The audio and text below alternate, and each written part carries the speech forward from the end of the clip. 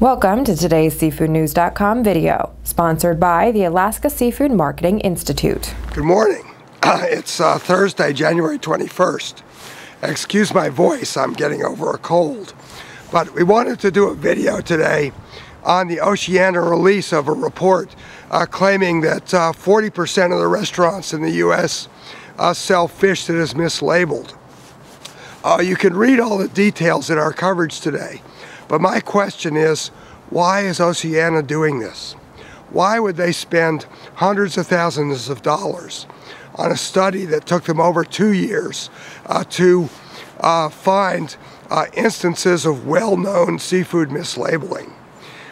If you actually look at their study, they did not do any kind of scientific sampling about which species are most likely to be eaten. What instead they did was they concentrated on a few species where there's some well-known species labeling issues, principally with red snapper, but also with white tuna and escolar. White tuna is not an acceptable name according to the FDA. And they also looked at cod and the mixing of Atlantic and Pacific cod.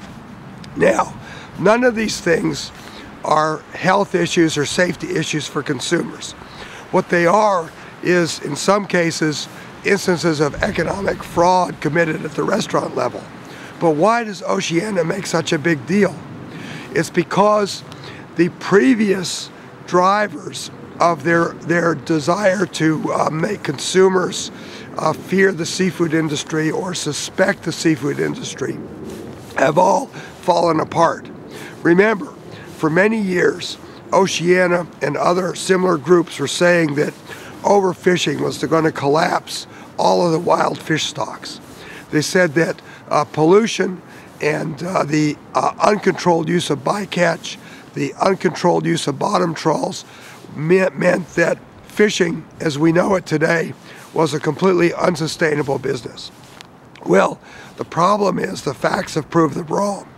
What's happened is that with effective fishery management, stocks have been shown to be highly resilient and very susceptible to long-term sustainable harvests.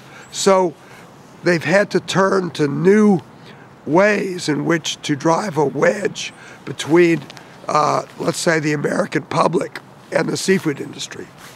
And in my view, one of the mechanisms they've chosen is to try to use seafood labeling fraud as a wedge issue. What they're really trying to do is to get consumers to distrust anything that the seafood industry or seafood industry purveyors might say about their industry. The irony here is that the seafood industry itself has been the principal fighter against this kind of consumer fraud and has been fully supportive of the things that are needed to educate consumers and treat species for their right names. In fact, both the Boston Globe article that singled out North Coast on this issue a few months ago and the Oceana report itself found that many supplier invoices were totally legally correct. They would list a species as cod. They would list a species as snapper. This is entirely what the FDA tells them to do. Then the restaurateur or the sushi bar would then change the name and say, well, it's red snapper, or it's Atlantic cod when it was Pacific cod. Now, why is an environmental group getting engaged in this kind of issue? The only thing I can say is what I said before. They want to sow mistrust in the seafood industry, and they see the seafood labeling issue as another wedge as how to do it. In Lexington, Mass., this is John Sackton. Today's SeafoodNews.com video was brought to you by the Alaska Seafood Marketing Institute. Alaska has been protecting wild and sustainable seafood for generations and adheres to the most recognized and internationally accepted set of guidelines written by the United Nations Food and Agriculture Organization. For recipes and additional information, visit wildalaskaflavor.com.